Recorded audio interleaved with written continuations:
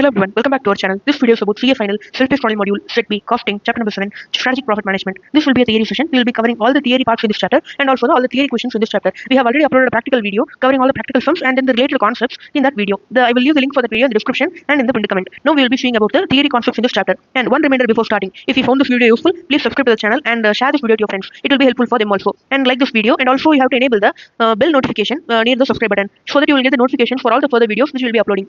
Now here we will be seeing about strategic profit management. Everything will be about centered about profit. We will be analyzing the profit. Here the first thing is profitability analysis and activity based costing. So we will be using activity based costing in this chapter. Activity based costing is very useful in the service sector. We will be allocating the overheads based on various activities. If you have watched the practical video, you will already know what is the meaning of activity based costing. I have uploaded a marathon which is of duration of 12 hours covering all the sums and all the concepts which are required for solving the sums. In that particular video, if you watch that video, I would have explained all the things which are relevant for the sums. So after watching that, if you are coming to here, you will understand the meaning and relevance of activity based costing in practical sums so that you will be able to understand this better. Or else even if you know basics about activity based costing, it will be okay. We will be allocating the overheads based on various cost drivers and then cost driver rate to various activities, to various departments, to various product line. We will be doing that. What are the benefits here? We can easily identify the cost like inspection cost, setup cost, engineering hours cost, delivery cost. Like that we can identify the cost. If we can more effectively manage it. Instead of if you have total 1 lakh fixed cost and we don't know what is that inside breakup, we cannot manage it that much effectively. But when you know what are the breakups, you can easily manage it. It will provide more information for the management to take the decisions. When you are coming to the next topic, direct product profitability. A firm will be selling multiple products. We have to find out the profitability, the revenue and profit which you are getting from each and every product. For that we have to allocate the revenue to each and every product and then the cost also to each and every product. Here we will use analytical method to analyze the product profitability. We will allocate the cost based on different criteria. Like space used for storage and transport will be used for inventory holding cost. Refrigeration time will be used for refrigeration cost. Like that we will allocate it based on different criteria. What are the benefits of this? Better cost analysis we can do it. We can do better pricing division. We will have a rationalization of our product. We have a product. We also know all the information about the product, where we are spending that. Everything we know. Better management of warehouse space. We can find out the profit of each and every product and then give more importance to the product which is giving us more profit. The next thing is direct profit product profitability statement. Here various type of cost we will allocate it. For overhead cost like inspection, delivery and all, we will do it based on the activity driver, number of inspection, number of deliveries. When you are seeing about volume related cost, we will do it based on the space occupied in the warehouse, the meter cube space occupied in the warehouse. When you are seeing the product batch cost, we will allocate it based on the time taken for a batch. Time will be the basis. When you are seeing about inventory financing cost, we will be taking the opportunity cost of working capital blocked. So we will be taking it as a percentage. It is in the form of an interest component. We will be calculating it on the amount of working capital blocked. These are the cost how we will be allocating in the direct product profitability statement. Then the next topic is customer profitability analysis. Same like products, will be finding out the revenue and profit per customer. Revenue from each customer. It will be matched with the cost and then overhead cost also we will allocate for each customer. Now what are the benefits here? We can easily find out the good and bad customer. Good customer meaning that he will give more revenue, more profit for the company. Bad customer meaning that he will not give that much revenue for the company, but still we will be doing that much delivery cost, more overhead cost. We will be spending more for the company. So we will get a loss for that customer. If you are getting profit from a customer, he is good. If you are getting loss from a customer, he is bad. We can analyze this and improve the profitability that we can do it by negotiating terms with the buyer. Now how we can use activity based costing in advanced manufacturing? Why it is required is that the first factor is global competitiveness. Nowadays we are in a globalized economy. Here even a company which is started in America, they can compete with us in the local market. So we have a lot of options in the market. Customers have a lot of options. Substitutes are available. So the buyers will have more power. Bargaining power will be more. Organizations need competitive advantage. If you want to attract a customer among all the options in the market, if the customer has to come to you, you have to need some extra competitive advantage for attracting the customer. That advantage you can obtain through JIT, just-in-time system, which we saw in detail in the previous chapters, and then advanced technology. We would have learned about advanced manufacturing in the chapter number 5. So these two things we can use it and we can obtain an advantage. We can attract the customer. For this we will be using the techniques of activity-based costing for proper allocation of cost, and then continuous improvement technique we will be using. The next factor is workplace automation. Nowadays computers are very important than manual labor. Computers have brought many more opportunities and it has made the work of people easy. It has overridden manual labor. It can do the work more efficiently than manual labor. Labor cost, earlier the labor cost used to be the major cost of the product, but nowadays we are replacing it with equipment. We will have computer equipment, machinery and all. They will have the major cost, depreciation, maintenance, running, everything will be for the equipment. Overhead cost will be their indirect cost, and then support personnel. For maintaining the equipment and computers, we want employees. Those employee costs will be there. The entire labor cost is replaced by these three costs. These are forming the major cost nowadays in the organization. By adopting ABC, you can allocate these costs, these support personnel, equipment, overhead, these costs, you can allocate it as per the activity driver realistically, and then you will get a realistic picture of the profitability and the statement. Traditional costing will not consider overhead cost properly. They will arbitrarily allocate it based on labor hours. There will be no connection between the labor hours worked and then the engineering hours done, or else the number of deliveries and then the labor hours. They will be considering it as just the overhead cost and then allocating it based on labor hours. That is wrong. It will not give an accurate picture of the profitability. The next thing is activity-based cost management. Activity-based costing will give you the information about the accurate product cost, and then you can use that information for management. That management is the name of activity-based cost management. That management is what we are describing through the word activity-based cost management. We have two benefits in ABC. You will get accurate product cost. We can use the data.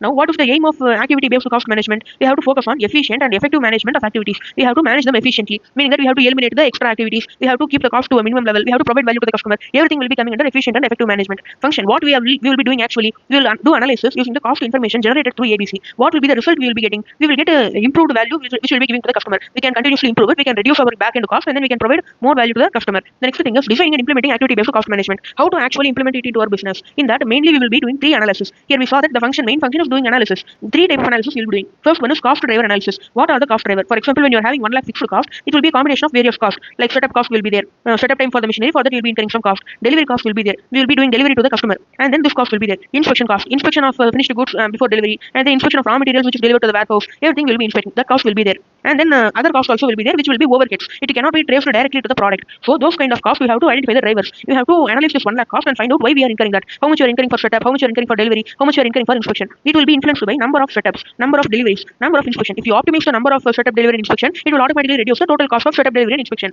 So we have to do that. That is the meaning of cost driver analysis. Next thing is activity analysis. We already saw in the previous chapters, or in this chapter only I think so, we saw about the value added and non-value added activities. We have to eliminate the non-value activities which will be coming under activity analysis. The next thing is performance analysis. We will be focusing on those activities which have potential for improvement. We can improve those activities. In those activities we will be keeping focus. The next thing is in performance analysis, we will be doing these 2 things. We will be doing 2 analysis. One will be based on the expected cost. Another thing is based on the time spent on the process. When you are doing analysis based on expected cost, what will you do? You will compare the actual activity rate. For example, when you are allocating the total inspection cost to the number of inspection, you are getting 1,000 as the actual cost per inspection. But in the industry average rate benchmark, the cost is 900 only. This is the average thing which is occurring in the industry. Now you have to see what is the inefficiency we have in the inspection process. Why we are not able to achieve the benchmark, that we have to see. That is the meaning of activity based analysis. Analysis based on expected cost. We will look for outsourcing opportunity. We will see the supplier who is doing inspection for 900, and we will give the work by contract to that supplier. By this we can save the cost. Next thing is time spent. Time spent on each and every activity. That is also important factor. The processing time of machinery in our company is 5 hours, but in industry competitor and all, they are manufacturing it in 4.5 hours. Processing time is 4.5 hours only. They are spending extra time, meaning that we can improve the process. That we have to find out and improve it. In activities, we can have 2 types of activities. One is value added, another thing is non-value added. Value added activities, it will add value to the customer. For example, processing will turn the raw material into final goods. Assembly time, it will assemble the spare parts and create the finished goods. But non-value activities, it will not add any extra value to the customer. Meaning that, for example, inspection, you are purchasing the goods from your supplier and you are doing inspection. This will try to eliminate the defective product, but this will not give any extra value to the customer. If the customer is seeing that, he will not be ready to pay for the inspection time and all. He will be telling that I will pay only for the manufacturing or the processing. Other non-value activities are the activities which are done by the firm, but the customer will not be willing to pay for those activities. He will be thinking that those are unnecessary activities. Actually, we can try to optimize and reduce it. Those are not main part of the value addition.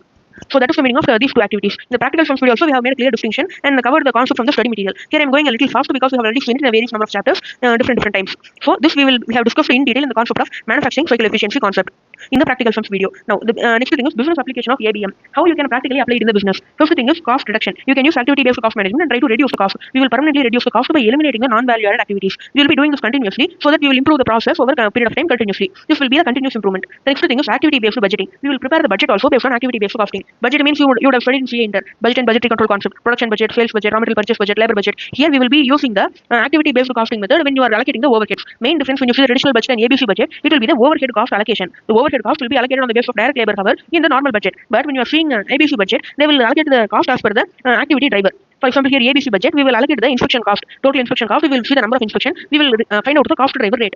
But in traditional budget, we will see the total cost and then we will allocate it as per the direct labor hour. This is not a realistic, accurate presentation of the cost.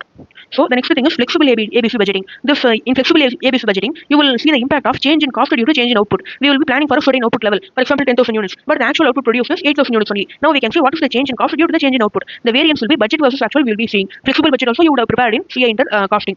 Now the next thing is business process reengineering. In business process reengineering, we will be doing radical changes to the process. The process in the business will be making a lot of modification. We will be redoing it so that we can improve the existing process, reduce the cost, eliminate the non-valued activities, and then we can get an improved process. This will reduce the cost and also optimize the business. We will increase the efficiency, effectiveness also will be increased. We can eliminate certain non-valued activities permanently. Example, we can eliminate the purchase request which is initiated day by day, and we can use a predefined production schedule. We can inform a schedule to the supplier. He will see the schedule and see when we are doing production. Then as per that, he will deliver the products promptly. So this we are eliminating a process called initiating purchase request. So that is one thing. This is the meaning of business process engineering and a practical example for that.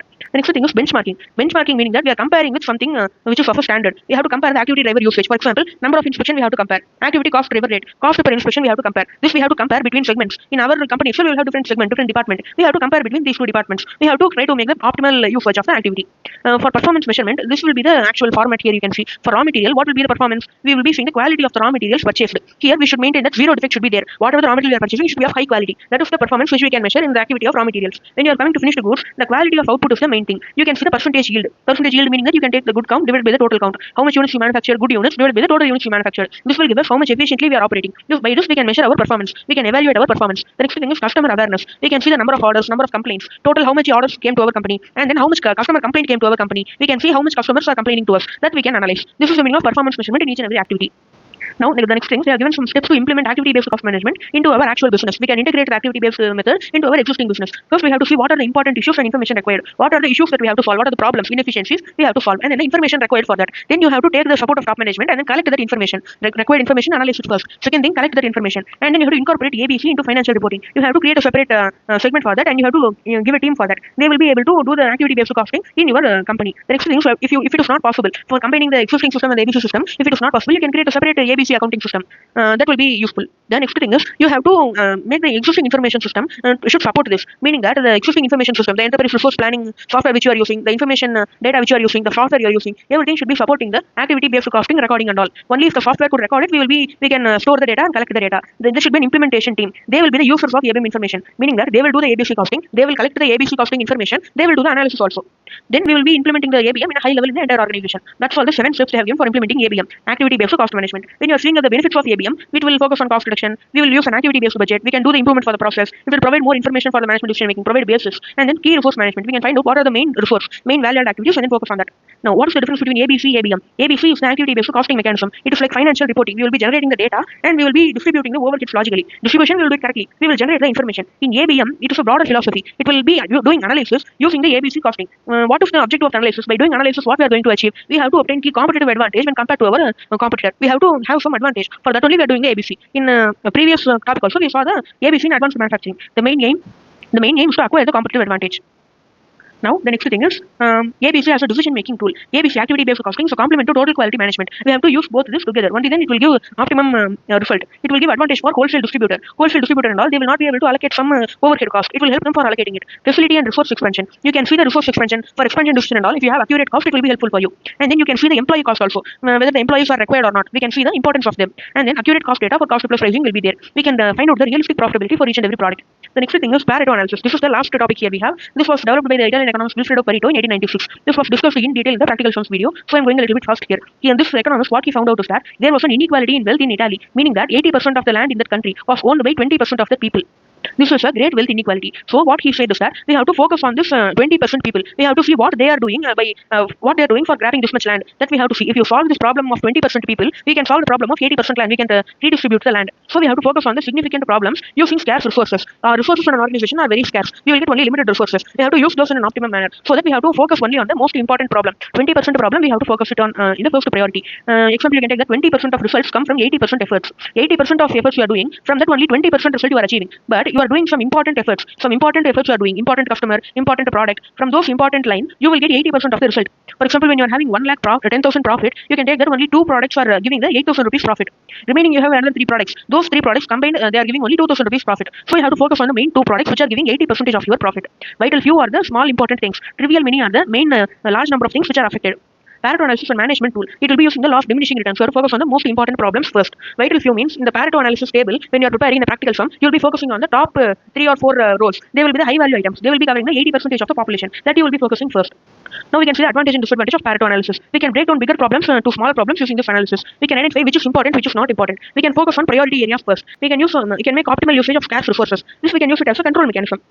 But the disadvantages are we may ignore some important problem by seeing on the significant some problem. It may be small in the initial stages, but when you do not focus on it, you do not solve it in the initial years itself, it will become a big problem later. You can ignore some problems using this kind of Pareto analysis. You can make a wrong application of the tool. If you apply it correctly, the tool will be proper. Some people may apply it in wrong places where it is not applicable. They will try to apply it and bring wrong conclusions. So it will also be based on the input data accuracy. The data which you are inputting into the analysis, it should be proper. Otherwise, this analysis will waste of time. Now, applications in actual business where we can do it. For example, in the pricing of a product, 20% of the product will bring us 80% of the sales revenue, as we saw already. If you focus on the pricing of this product, you can optimize the 80% sales revenue. Remaining 80% of the product's pricing, you can delegate to the lower management. Anyway, they are giving only 20% of revenue. You can first focus on the main 20% products, which is giving us 80% of sales revenue. The next thing is customer profitability analysis. You will have 20% customers who are giving us 80% of the profit. So you have to first focus on that main top important customer. Stock control also. There will be high value stock in your godown. 20% stock will be having 80% of inventory value. You have to safeguard this stock first. You have to focus on this stock first. Then in activity based costing also, 20% cost driver will be contributing to 80% of the total cost. You have to first first to analyze and optimize this 20% cost driver first. When you are coming to quality control, quality control is very useful when you are getting customer complaints. 20% of the quality problems, defectives of 20%, it will give 80% of the complaints.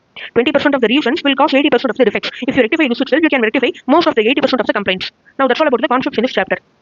Now we can see the terminology MCQs relating to the theory in this chapter. Here, Pareto principle is based on the law of diminishing returns, which we saw just now. The Pareto principle cannot be applied to inventory control. We can apply it. Quality control. We can apply it. Customer profitability. We can apply it. So none of the above will be the answer. We can apply the Pareto analysis to all these things.